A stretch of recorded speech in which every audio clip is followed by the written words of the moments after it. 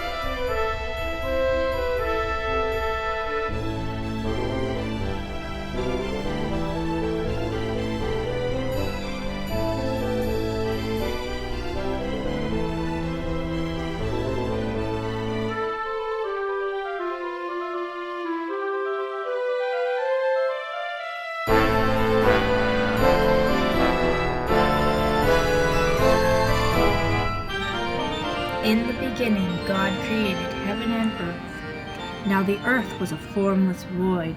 There was darkness over the deep, with a divine wind sweeping over the waters. And God said, "Let there be light." And there was light. God said, "Let the waters be alive with a swarm of living creatures, and let the birds wing their way above the earth across the vault of heaven." And so it was. God created great sea monsters and all the creatures that glide and teem in the waters in their own species, and winged birds in their own species. God saw that it was good. God blessed them, saying to them, "Be fruitful, multiply, fill the waters of the seas, and let the birds multiply on land." God made wild animals in their own species, and cattle in theirs, and every creature that crawls along the earth in its own species. God saw that it was good. God said, "Let us make man in our own image, in the likeness of ourselves, and let them be masters of the fish of the sea, the birds of heaven, the cattle, all the wild animals, and all the living creatures that move on the earth." God created man in the image of himself. In the image of God he created him. Male and female he created them. God blessed them, saying to them, "Be fruitful, multiply, fill the earth and subdue it. Be masters of the fish of the sea, the birds of heaven, and all the living creatures that move on the earth." God also said, "Look, to you I give all the seed-bearing plants, everywhere on the surface of the earth, and all the trees with seed-bearing fruit. This will be your food." God saw all he had made, and indeed it was very good. Evening came and morning came, the sixth day. On the seventh day, God had completed the work he had been doing. He rested on the seventh day after all the work he had been doing.